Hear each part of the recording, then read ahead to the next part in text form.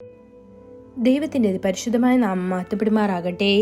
ദൈനംദിന അപ്പം എന്ന അനുദിന വചനചിന്തയിലേക്ക് ഏവർക്കും സ്വാഗതം. ഇന്ന് കർത്താവിൻ്റെ വരവിനായി കാത്തിരിക്കുക എന്ന വിഷയത്തെ ആസ്പദമാക്കി ചില കാര്യങ്ങളെ നമുക്ക് ചിന്തിക്കാം. അതിനാധാരമായ ഒരു വാക്യം വായിക്കാം. 2 പത്രോസ് 3-ാം അധ്യായം 9-ാം വാക്യം. ചിലർ താമസം എന്ന് വിചാരിക്കുന്നത് പോലെ കർത്താവ് തന്റെ വാഗ്ദത്തം നിവർത്തിപ്പാൻ താമസിക്കുന്നില്ല. ആരും നശിച്ചു പോകാതെ എല്ലാവരും മാനസാന്തരപ്പെടുവാൻ അവൻ ഇച്ഛിച്ച് നിങ്ങളോട് ദീർഘക്ഷമ കാണിക്കുന്നതേയുള്ളൂ. വരുമെന്ന് വാഗ്ദത്തം ചെയ്തവൻ തീർച്ചയായും വരും, താമസിക്കില്ല. നമ്മുടെ കർത്താവിന്റെ വരവിനായി ആകാംക്ഷയോട് കാത്തിരിക്കേണ്ടത് നമ്മുടെ കടമയാണ്. ക്രിസ്തുവിന്റെ വരവിനെക്കുറിച്ചുള്ള എല്ലാ പ്രവചനങ്ങളുടെയും നിവർത്തി നാം കാണുന്നു.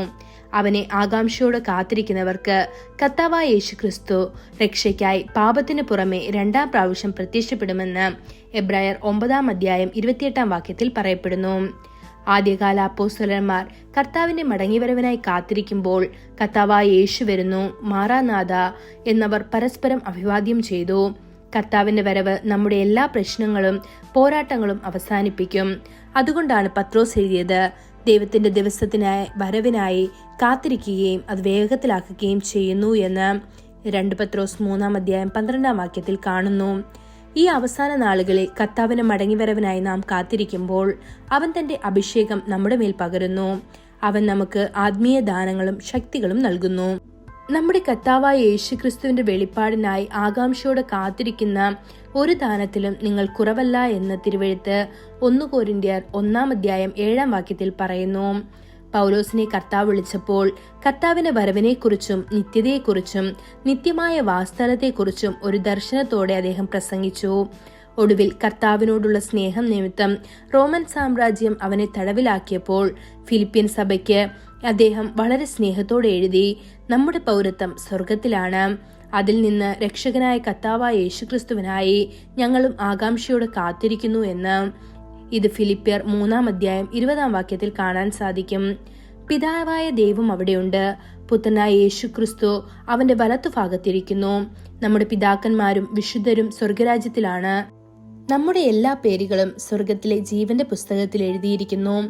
ശാശ്വതമായ വാസസ്ഥലങ്ങൾ സ്വർഗത്തിലാണ്. കർത്താവ് നമുക്ക് ജീവകിരീടം തരും, മായാത്ത മഹത്വത്തിന്റെ കിരീടം. യേശുക്രിസ്തുവിന്റെ വരവിനായി തയ്യാറെടുക്കുക. കൂടാതെ അവന്റെ വരവിനായി ജനങ്ങളെ ഒരുക്കുക. ലോകത്ത് സംഭവിക്കാൻ പോകുന്ന ഏറ്റവും പ്രധാനപ്പെട്ട സംഭവം ക്രിസ്തുവിന്റെ വരവാണ്. അവന്റെ വരവിന്റെ എല്ലാ ലക്ഷണങ്ങളും അടയാളങ്ങളും പ്രവചനങ്ങളും പൂർത്തീകരിച്ചിരിക്കുന്നു. താൻ വാഗ്ദാനം ചെയ്തതുപോലെ കർത്താവ് ഉടൻ തന്നെ വരും. ദൈവമക്കളെ, അവന്റെ വരവിനായി ആകാംക്ഷയോടെ കാത്തിരിക്കുന്നവർ ഭാഗ്യവാന്മാർ. ആ മഹത്തായ ദിനം വരെ നിങ്ങളുടെ പ്രകാശം പ്രകാശിച്ചുകൊണ്ടേയിരിക്കട്ടെ. ഈ വചനങ്ങളാൽ ദൈവം നമ്മെ ഓരോരുത്തരെയും അനുഗ്രഹിക്കുമാറാകട്ടെ. കൂടുതൽ ധ്യാനത്തിനുള്ള വാക്യം യെശയ്യാവ് 64-ാം അധ്യായം 4-ാം വാക്യം.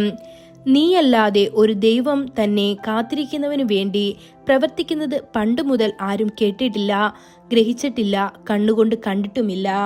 ഇന്നത്തെ ബൈബിൾ വായന രാവിലെ ദാനിയേൽ 3-4 അധ്യായങ്ങൾ, വൈകുന്നേരം 1 യോഹന്നാൻ 5-ാം അധ്യായം. ആമേൻ.